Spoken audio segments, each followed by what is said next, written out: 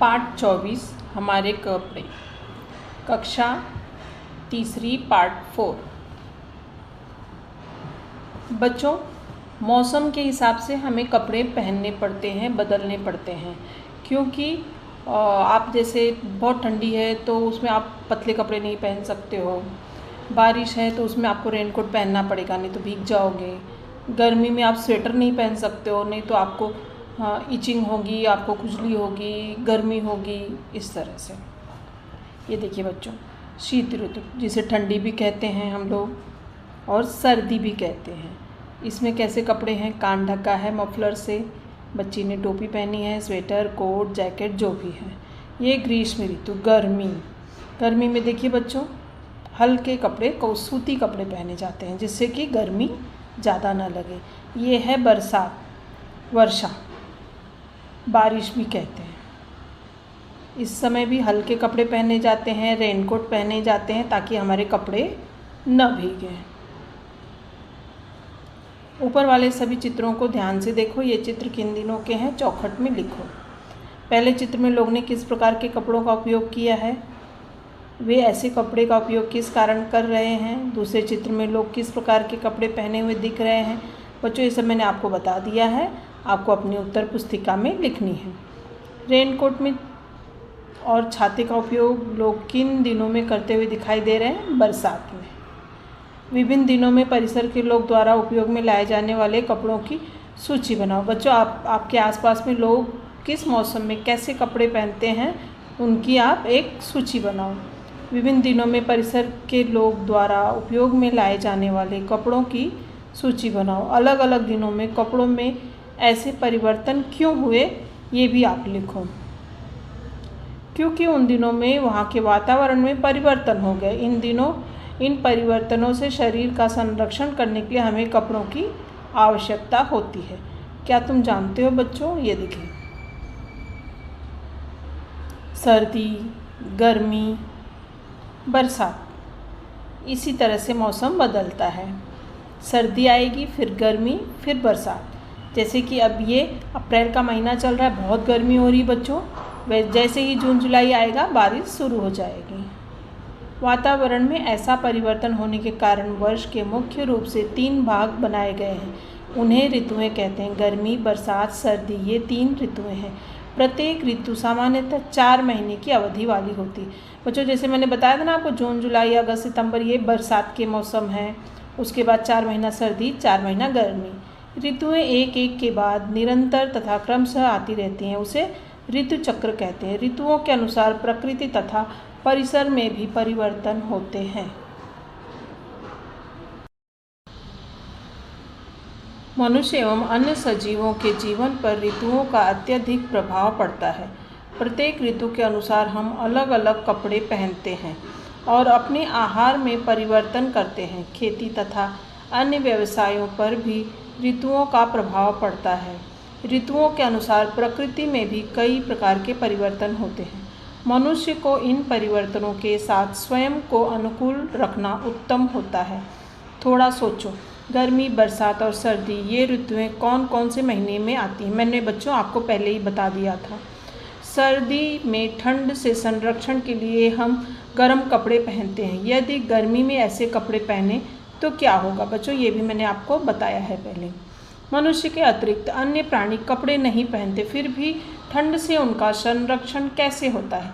बच्चों, मनुष्य के अलावा जो प्राणी रहते हैं, भगवान उनकी ऐसी संरक्षण करते हैं कि उन्हें खुद ही मौसम के अनुसार ठंडी या गर्मी न लगे। उन प्राणियों को उस जगह पे जन्म ही देते हैं। जैसे बड़े बड़े बाल वाले भालू या ऐसे जो रहते हैं, उन्हें ठंडे प्रदेश में जन्म देते हैं ताकि उनके जो बड़े बड़े बाल रहते हैं उनसे उनकी ठंडी की रक्षा हो सके, और चमड़ी भी मोटी करके देते हैं।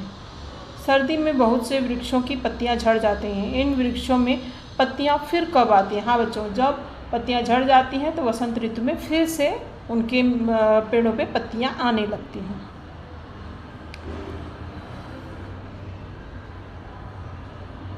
आसपास के लोगों ने पहने हुए कपड़े देखो। ये देखो बच्चों, आपके आसपास में भी इस तरह के विभिन्न जाति धर्म के लोग रहते होंगे राज्य के। वो लोग अलग अलग कपड़े पहनते होंगे। निम्नलिखित मुद्दों के आधार पर उनके कपड़ों की भिन्नता लिखो। जैसे रंग, किसी ने सफ़ेद, किसी ने लाल, पीला, नीला, जो भी पहना है बच्चों उनको रंग के आधार पे बांटो। प्रकार, जैसे किसी ने कुर्ता पहना है, किसी ने धोती, किसी ने साड़ी, जबला। व्यवसाय के अनुसार गणवेश, बच्चों पिछली क्लास में हमने सीखा था ना कि डॉक्टर के कपड़े सफ़ेद एप्रन होते हैं, फिर शिक्षिका साड़ी में रहती हैं, और सैनिकों का अलग गणवेश होता है। बच्चों आप लोग स्कूल में आते हो तो स्कूल के लिए भी आपकी अलग यूनिफॉर्म रहती है। यूनिफॉर्म के द्वारा आपको पहचान लिया जाता है कि आप कौन से स्कूल के बच्चे हो, ठीक है।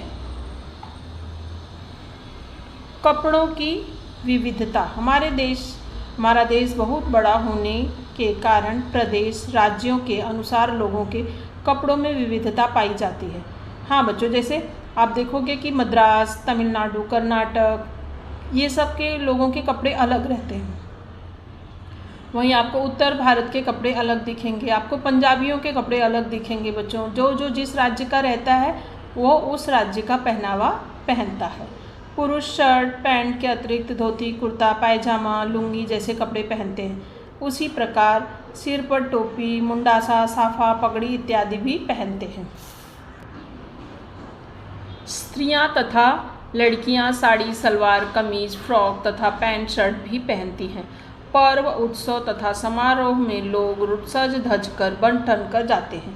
कुछ लोग पारंपरिक वस्त्र पहनते हैं, आकर्षक जरी वाले कपड़े पहनते हैं।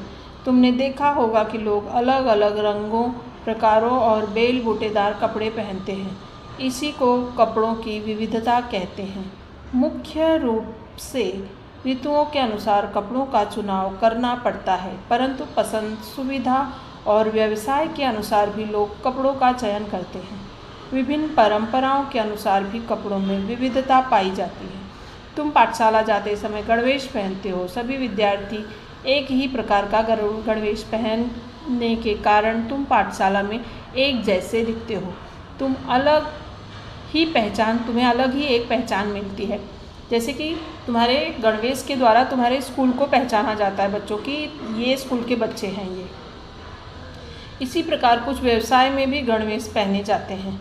विभिन्न प्रकार के ऐसे व्यवसायों की जानकारी प्राप्त करो। जैसे देखो बच्चों, सफ़ेद कोट, एप्रन, डॉक्टर पहनकर मैं लोगों की जांच करता हूँ। कौन? डॉक्टर। ये रहे डॉक्टर साहब। मैं नीले कपड़े पहनता हूँ और आग लगने पर उसे बुझाता हूँ। अग्निशामक दल के लोग नीले रंग के कपड़े पहन के ऐसे आग बुझाते हैं। खाकी कपड़े में मैं तुम लोगों को प्रतिदिन दिखता हूँ। कहीं मारपीट होती है तो मैं वहाँ पहुँचता हूँ। पुलिस। मैं अस्पताल में होती हूँ और रोगियों की सेवा करती हूँ। नर्स। मैं देश के संरक्षण के लिए सदैव तत्पर रहता हूँ। सैनिक। थोड़ा सोचो। कमल को मामा जी के पास पैदल जाना है, परंतु तेज बरसात हो रही। बिना भीगे मामा जी के पास जाने के लिए उसे क्या करना पड़ेगा बच्चों? उसे रेनकोट और छतरी लेकर जानी पड़ेगी। जैकब ने ऊनी कपड़े पहने हैं, परंतु उसे अत्यधिक गर्मी लग रही है। उसे कौन से कपड़े पहनना ठीक रहेगा बच्चों? उसे सूती कॉटन कपड़े पहनना ठीक रहेगा। अब क्या करना चाहिए? मंजीत और सानिया दोनों ठंडी हवा वाले किसी स्थान पर सैर के लिए जा रहे हैं। तुम्हारे विचार से वहाँ उपयोग में लाने के लिए उन्हें निम्नलिखित में से क्या क्या साथ ले जाना चाहिए? तुमने जो भी चित्र चुने हैं उनके नीचे वाले चौखट में सही का निशान बना। बच्चों अभी गर्मी की छुट्टियां हो जाएंगी, आप गांव जाओगे तो रेनकोट और छतरी तो लेके नहीं जाओगे क्योंकि गर्मी है। आप स्वेटर और टोपी, मफलर, शॉल तो ले नहीं जाओगे क्योंकि गर्मी है। गर्मी में कॉटन के कपड़े लेके जाए जाते हैं जो हल्के फुल्के रहें। ये देखो, ये ठंडी के कपड़े हैं जिनको मैंने सही का निशान लगा दिया है बच्चों। आपको इसमें से और भी कुछ लगता है कि ठंडी में ले जा सकते हैं तो आप उस पर भी निशान लगाओ। सैनिकों का गणवेश प्राकृतिक वातावरण से मिलता जुलता होता है। ऐसी युक्ति इसलिए की जाती है कि वे शत्रुओं की सेना को आसानी से न दिखाई दे। उदाहरण, मरुस्थलीय प्रदेश में खाकी कपड़े, जंगली प्रदेशों में हरे कपड़े, तो हिमालय जैसे बर्फीले प्रदेश में वे सफ़ेद कपड़े पहनते हैं। वो जंगली प्रदेशों में हरे कपड़े पहने रहेंगे बच्चों तो वो पेड़ में छुप जाएंगे, इससे दुश्मन उन्हें ढूंढ नहीं पाएंगे। हिमालय में बर्फ़ सफ़ेद रहती तो वो सफ़ेद कपड़े पहने रहते हैं। मरुस्थली जैसे रेगिस्तान, राजस्थान, राजस्थान में खाकी, वहाँ की मिट्टी लाल रहती है इसलिए बोले खाकी कपड़े पहन के छुप जाते हैं। ऋतु चक्र, जलवायु के अलावा कपड़ों में परिवर्तन करना पड़ता है। ऋतु चक्र, जलवायु के अनुसार कपड़ों में परिवर्तन करना पड़ता है। पसंद, व्यवसाय तथा परंपरा के अनुसार भी विविधता पाई जाती है। पसंद के अनुसार भी लोग कपड़े पहनते हैं, जैसे किसी को हमेशा सलवार कुर्ता पहनना पसंद है, किसी को सिर्फ साड़ी पहनना पसंद है, किसी को लाल रंग, किसी को कुछ भी ऐसे।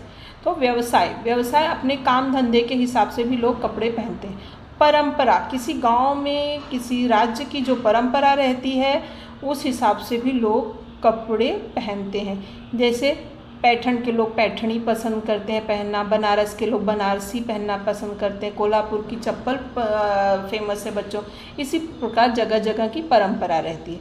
तुम एक वर्ष में कौन कौन सी ऋतुओं का अनुभव करते हो?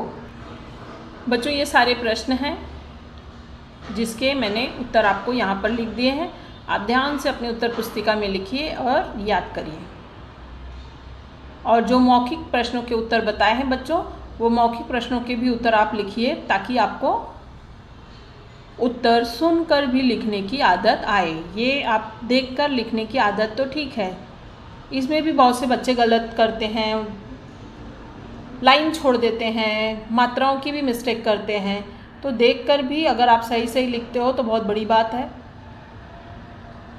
और उसे याद भी करिए बच्चों।